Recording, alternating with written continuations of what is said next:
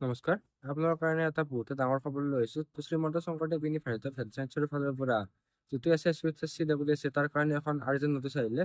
তো এই ভিডিঅ'টোত ইয়াৰে নটিচখনৰ বিষয়ে আলোচনা কৰিম। তো ভিডিঅ'টো আপোনালোকে স্কিপ নকৰাকৈ সম্পূৰ্ণকৈ চাব। তো ইয়াৰে যিখন নটিচ আছে সেই নটিচখন আপোনালোকে আমাৰ ৱেবছাইট education+.com পৰা ডাউনলোড কৰিব পাৰিব।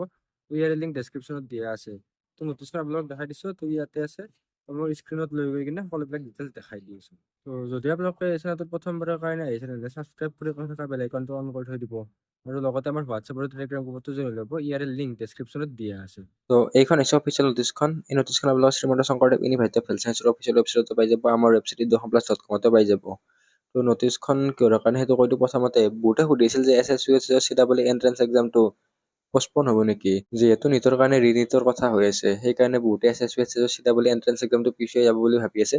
তো এতিয়ালৈকে এক্সাম পিছুৱাৰ একো সিদ্ধান্ত লোৱা নাই। SSC এন্ট্ৰেন্স এক্সামটো আপোনালোকৰ 7 জুন তাৰিখে হ'ব। যদি কিবা কাৰণত পষ্টপন কৰি দিয়ে আমিতো জনামেই, কিন্তু এইখন পষ্টপনৰ নটিচ নহয়। তো আপোনালোকে পঢ়ি থাকক, এক্সামলৈ বেছি সময় নাই। তো নটিচখন আৰ্জেণ্ট নটিচ হয়। তো this is for urgent information to the candidate who have applied for appearing the common entrance examination. যিসকলে SSC BSc nursing B pharm allied and health care কৰ্চত এপ্লাই কৰিছে, তো এক্সামটো 7 তাৰিখে হ'ব। তো 7 জুন তাৰিখে ইয়াতে মেনশ্যন আছে। তো তাৰে কিছুমান ষ্টুডেণ্টে এক্সামিনেশ্যন চেণ্টাৰ চইচ কৰা নাছিলে আৰু পে'মেণ্ট কৰা নাছিলে। তো সেইসকলৰ কাৰণে ইম্পৰ্টেণ্ট নটিচখন হয়। তো যিসকলে SSC অনলাইন এপ্লাই কৰিছে আৰু এক্সাম চেণ্টাৰ দিয়া নাই, তাৰপিছত আৰু পইচাটো পে'মেণ্ট কৰা নাই, তো সেইসকলৰ কাৰণে তেওঁলোকে অপেন কৰি থৈ দিছে। তো সেইসকলে অতি সোনকালে ইয়াৰে পে'মেণ্টটো আৰু এক্সামিনেশ্যন চেণ্টাৰটো চিলেক্ট কৰিব পাৰিব। এক্সামিনেশ্যন চেণ্টাৰ মানে এক্সামিনেশ্যন চেণ্টাৰ বুলি লিখা আছে, এক্সামিনেশ্যন চেণ্টাৰ নহয়, এক্সামিনেশ্যন চিটিহে। তো চেণ্টাৰ বহুতটা থাকে। আপোনালোকে যোনটো চেণ্টাৰত মানে বা যিখন ডিষ্ট্ৰিক্টত দিব খোজে সেই ডিষ্ট্ৰিক্টটো ইয়াতে চিলেক্ট কৰিব পাৰিব।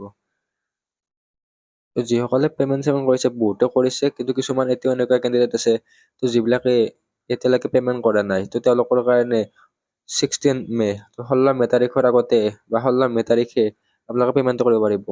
তো 16 মেৰ আগতে আপোনালোকে পে'মেণ্টটো কৰি দিব। তো SSC প্ৰায় 2 মাহতকৈ বেছি তেওঁলোকৰ ৱেবছাইটটো খোলা খাইছে বা এপ্লিকেশ্যন ফৰ্মটো খুলি থৈ দিছে। তো এতিয়া যদি কোনোবা ষ্টুডেণ্টে কৰা নাই, তো তেওঁলোকৰ সেইটো ভুল।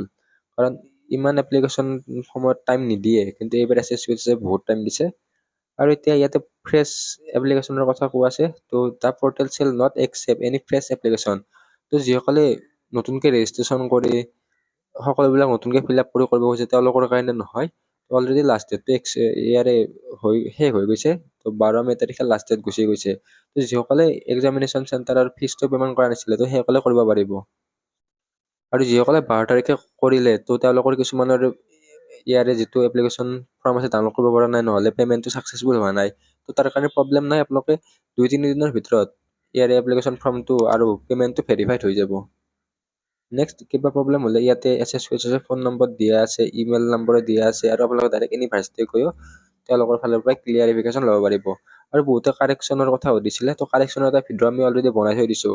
তো আমাৰ ভিডিঅ'টো চাই বহুতে মেইল কৰিছিলে, তো SSC বহুতক ৰিপ্লাইও দিছে। তো তেওঁলোকৰ বহুতৰে মানে কাৰেকশ্যনখিনি মানে কৰি দিছে। তো আপোনালোকৰ SSC মেইল কৰি ল'ব আৰু সেইটো ভিডিঅ'টো চাই ল'ব। বাকী এই ভিডিঅ'টোত এইখিনি আছিল, ধন্যবাদ।